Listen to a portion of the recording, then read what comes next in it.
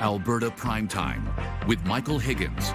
Welcome to Alberta Primetime. Ahead tonight, our politics panel on reaction to the Smith government's referendum website. But first, getting a read on the secession debate. One of the leading demographics of pro-separatism is young men my age, and so I think it's important to be here and to show that young men do support Canada and that we're here to support our country and to support just being together. As Albertans begin to organize and take sides ahead of an anticipated vote on separation in the October referendum, a new book, The Republic of Alberta, an idea that won't go away, is now set to hit store shelves. And the author, Tyler Dawson, joins us now, also a journalist with the Globe and Mail. Tyler, good to see you. Good to see you. And in a manner of speaking, welcome back to Alberta Primetime. Thank you. It's been a few months. Congratulations on the book. And want to point out, we're speaking just days away from the separatist petition meeting its deadline, hitting its deadline for collecting signatures. How important was it to land the book at this juncture? Yeah, I mean, the timing couldn't have worked out better, I think. It was a little bit of a, not entirely intentional that it arrived at this time, but certainly worked out that way, and we had planned on sort of a spring release, and it just so happened that it was coming out, right around the time of the May 2nd deadline. And of course, it's a little bit of an open question what happens after that deadline point. So I'm hopeful that the book remains relevant for a few more months after that, leading up to the October referendum, if indeed that is what happens. Well, now in reading it, a good chunk of the book is it's a deep dive into the roots of a secession undercurrent in Alberta, and it's actually extending beyond the momentum that we see now, and even the uproar over the National Energy Program for those of us who are old enough remember from the 1980s. Yeah, I mean, it was something that kind of struck me, and I'd covered this idea of sort of Alberta being upset at Ottawa and angry at Ottawa for sort of the 8 years I was at the National Post. So I was quite familiar with, what has happened in the last decade, and really started going back. And I mean, I'm not quite old enough to remember the National Energy Program, but certainly, my parents are, grandparents are, that sort of thing. And I was really struck the more I looked into it, just how old these roots are. I mean, you can go back to the 1880s, before Alberta was even a province, and you see people expressing very similar sentiments to what you see people expressing in 2026. There's this remarkable kind of continuity over the decades, I think, that inform that there's this robust history and sort of intellectual underpinning, if you want to put it that way, that does exist for this movement, and the grievances that separatists, and even those who aren't separatists but still feel quite strongly about Alberta's place within Confederation and its relationship with Ottawa, they're all sort of part and parcel of the same ideas that have existed for a really long time.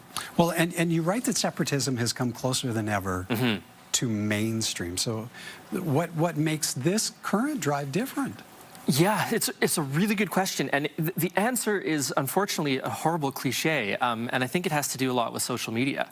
In the 1980s, when you had the Western Canada Concept, the West Fed Association, I mean, organizing people looked very, very different. How did you reach these people? If you were going to write an op-ed, maybe you'd try and get it published in the Edmonton Journal or the Calgary Herald or the Red Deer Advocate. Maybe you'd write a letter to the editor in one of those papers. Maybe that editor would say, no, this is crazy nonsense and we're not having it in our paper. Things were gate-kept very differently. If you phoned into a talk show on radio, a call-in show, you might not get through to get on air if you were expressing your views on the state of Confederation or Alberta's place within it. So that dynamic, that gatekeeping has totally, totally changed. And now it is very, very easy for people who think the same things, who love the same things, who hate the same things, who have the same sort of political beliefs. It's very easy for those people to find each other.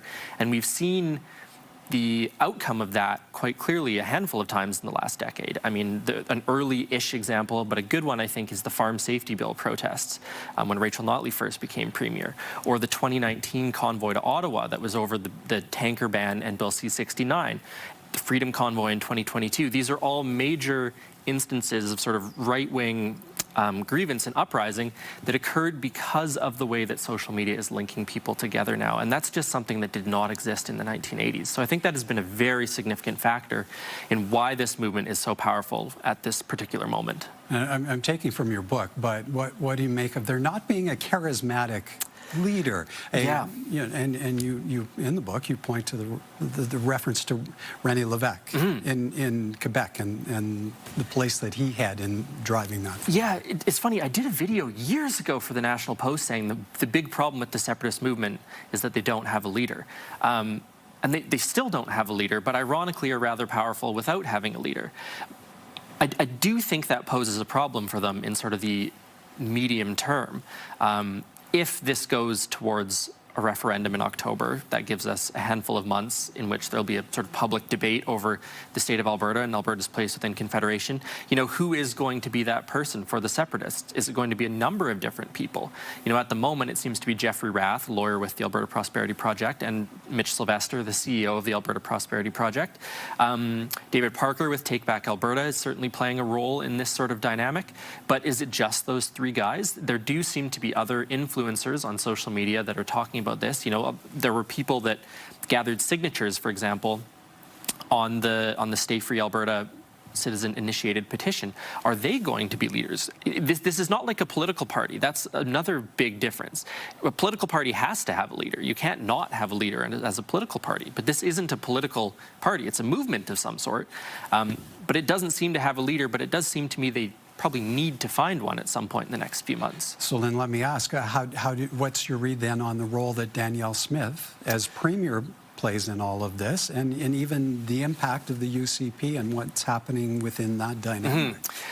Danielle Smith has played a really interesting role in this over the past year, and the thing that she can't quite avoid is that she has given on sort of two separate occasions, at least two occasions, a leg up to the separatists. You know, the first was last spring when the threshold was lowered for the citizen-initiated petitions.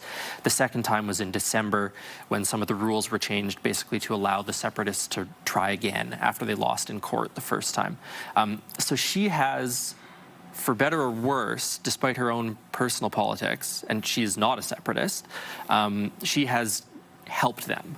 And there's, I think, a running debate on why that is the case. But she did come out just last week with sort of her strongest pro-Canada statement yet, I would say. She was asked by a reporter why the Alberta government doesn't just do a referendum itself. You know, there's this court battle going on, there's this petition gathering going on, signature gathering, I should say. Why doesn't Alberta just do it? And she said, well, I don't believe in that. I think that Alberta should remain within Canada. So she's staked her position rather clearly, but at the same time has helped the separatists get to where they are. And she's in a bit of a sticky situation with her own party. There's no doubt about that. I mean, last November, she was booed on at least 3 occasions when she had sort of pro-Canada statements at the UCP convention. I mean, it was a remarkable sort of scene, one that I can't remember in the time I've been covering politics. And the polling certainly suggests that within the United Conservative Party, within Alberta voters who vote for the United Conservative Party, probably a majority, not a large majority, but a majority of them are trending towards voting to leave Canada. She is in a very sticky situation, I think, in terms of the internal party dynamics. And let's not forget, of course, we're going into an election next year. And goodness knows what happens there after all of this sort of shakes out. All right. We'll have to leave it there. Wish you could dedicate about half an hour to this.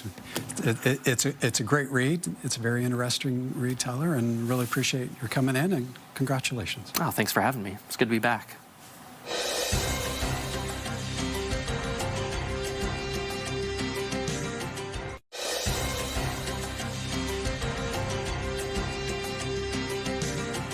From information flow around the October referendum to journalist Tyler Dawson's new book on separation dynamics in our province, and the Prime Minister's announcement of a new sovereign wealth fund. Time now for tonight's politics panel. And joining us this evening, Chris Spearman, former mayor of Lethbridge, and Chaldeans Menza, newly retired political science faculty member with MacEwan University. Good evening to you both. And let's begin with the Smith government's launch of a referendum website late last week, a website a Strathmore content creator very quickly took to task. I'm just a guy with a keyboard who likes to make dumb politics memes and do satire and stuff like that. And I thought, you know what? why don't we make an actual website that maybe actually is a little bit more informative? Stephen Elischuk started work on his spoof site, Alberta Referendum, that's DUMB, 2026.ca, Thursday, and launched it at noon on Friday.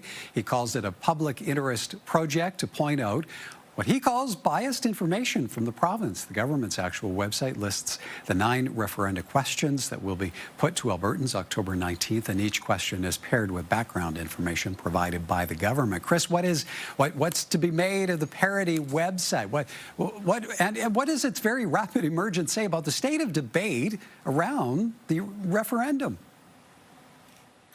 Well, I was very impressed with the quality of the parody website, and I think the information there is, some of it's very serious and points out to the obvious that really the Alberta government and our premier is not really focusing on the issues that are important to Albertans. This is a 6-month diversion that doesn't, address things like affordability, the housing crisis, high youth unemployment, and the controversies and the issues we have with healthcare.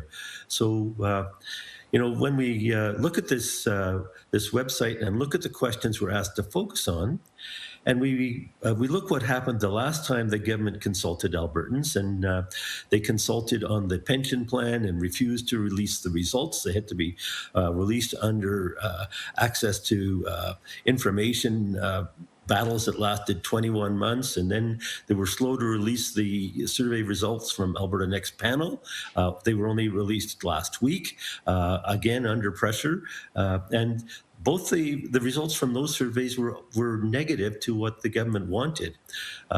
So this time, Danielle Smith has said that on these other questions that the government is sponsoring, she's going to be actively campaigning. And I think that is very interesting, that she's going to be focusing her energy on these referendum questions rather than on the issues that matter to Albertans. Chaldeans, to that point, the Premier did make clear during the Thursday news conference that she will not be a neutral observer where the direction of the referendum is concerned. To what degree do you see the government's website actually reflecting that? Well, the government's website, the Alberta Referendum 2026, is giving us information on the questions that are going to be posed, putting them in context. And I think that what I'm seeing is a really crowded ballot, potentially, and that could cause a bit of confusion for Albertans. But the government, on the one hand, is saying they're going to take a mandate from some of the questions, which makes this a binding referendum. But on some of the constitutional questions, it's basically an advisory referendum. In other words, the outcome is not going to change Canada's constitution. The government is simply going to use it as a basis to engage with other provinces on how to change the constitution.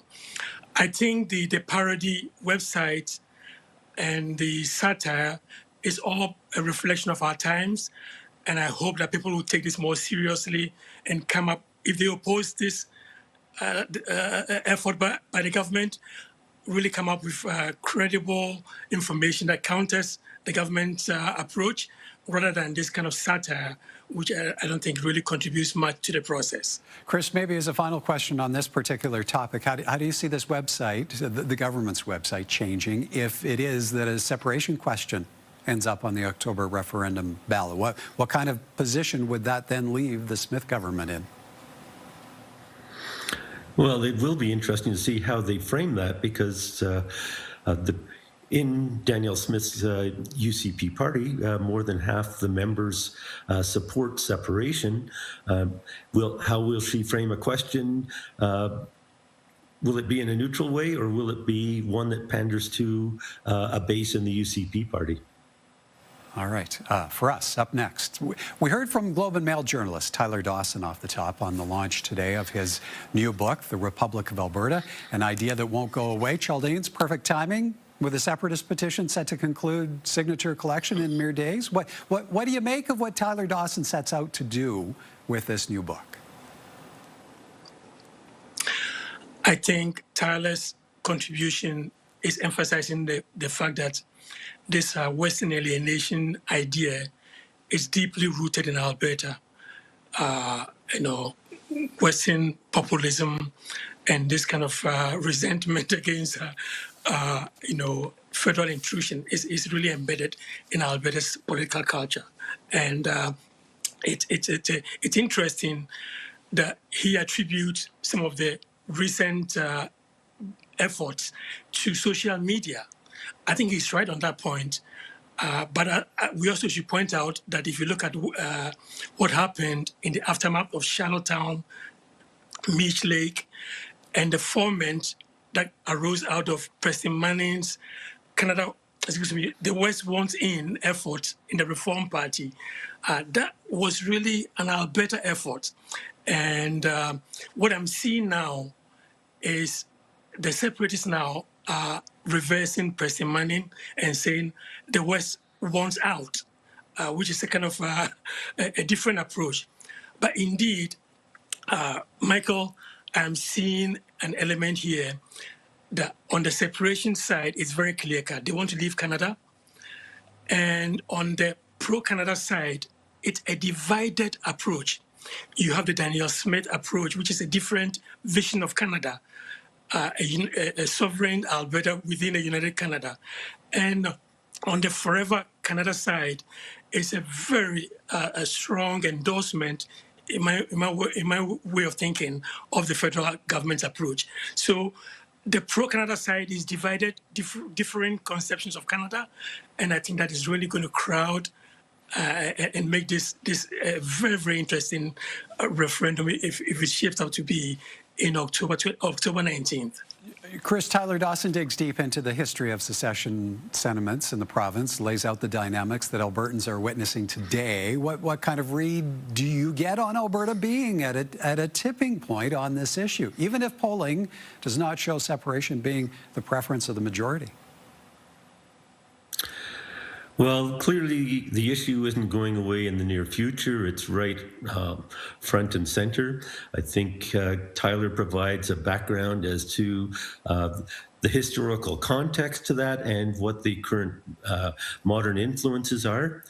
And I think what's missing here is something that people can go to for reliable information and facts. I think Tyler's provided certainly a solid background for why people think the way they do. And I think there does need to be more understanding of the grievances and more listening that has to take place in order to come out of this very tricky situation in a positive way. All right. Time for us to take a bit of a break, but when we come back, the announcement of Canada's first National Sovereign Wealth Fund. More from our politics panel in a moment.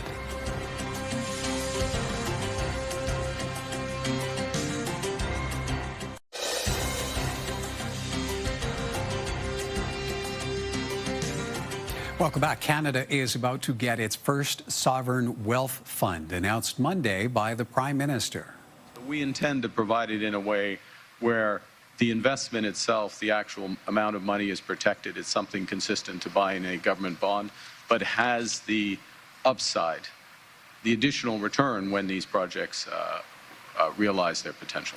The PM says the fund will operate as an independent, arm's-length Crown corporation and will give Canadians an opportunity to invest in projects that will build the nation. The federal government will put $25 billion over 3 years, with further details on mandate, structure, and implementation plans expected in the next couple of months. Chris, what's to be made of the government seeding this Canada Strong Fund, as it's being called, with borrowed money instead of, say, earnings from resource revenue, as has been done elsewhere? What's it say about fiscal policy? Well, there is some criticism that we're We're a government and a country that is operating in a deficit, and other countries that have sovereign wealth funds are basically operating on a surplus, like Norway, with a $1.3 trillion sovereign wealth fund. 25 billion is peanuts. It's going to be seeded over 3 years. Again, at $8 billion a year, or, that's really going to make, I don't know, a very small difference. I think allowing Canadians to invest in this, I think Canadians will be skeptical that this is going to generate any returns for them in the near future. And I'm not sure that it doesn't duplicate. I think some of the criticism of this is, what's the difference between this and the Federal Business Development Bank and a couple of other agencies? Are we going to employ more civil servants and have minimal results? How will this be different? And the proof is going to be in the pudding. I think Mr. Carney's credibility depends on this. We can't keep making announcements. What we need to do is build infrastructure that changes the future of Canada. We need to make sure that we can get our goods to market, that we can become more independent financially and develop our trading relationships. And we need to make sure that we create efficient infrastructure to do that. And projects have to get moving sooner than later. We have to stop making announcements and start building projects. Charles, how does this play against the conservative approach to further leveraging private sector investment, that being tax cuts, loosening up of regulations, essentially the government getting out of the way? Well, this doesn't do that. And it is, first of all, a duplication of what is already in existence. Canada has an infrastructure bank, which has a $45 billion, kind of asset. And we also have the things like the Strategic Innovation Fund and Venture and Growth Capital Fund. So in some sense, this is a duplication. And it's really making this more of a government intrusion. And moreover, it's supposed to be a capital wealth fund, but we need to create wealth to make this realistic. If you want to compare this, and as the Prime Minister does, to Norway, I mean, Norway has over $2 trillion due to oil and gas, investment. So Canada has to really move on with wealth creation, more resource development, and benefit for our future generation. And I think this is, maybe Mr. Carney wants to do something, but I think execution is, again, the key. It's supposed to take months for the details to come out. So I think it's just an announcement, and without more detail, and also without its links to wealth creation, this seems to me similar to what has been announced previously. Chris, last 30 seconds to you. Pierre Poilievre has portrayed this as a Liberal slush fund. How challenged will Mark Carney be in establishing governance parameters around operational independence? I think that'll be a big issue. This, if you're going to develop a new fund, there needs to be shown that this will start making a difference in the very near future. There can't be obstacles to getting projects approved. The confidence in this fund is going to diminish very quickly if businesses can't access it to support their significant investments. All right, gentlemen, we'll have to leave it there. Great to see you both. Thank you kindly for this. Thank you very much, Michael. Very welcome, Michael. Thank you.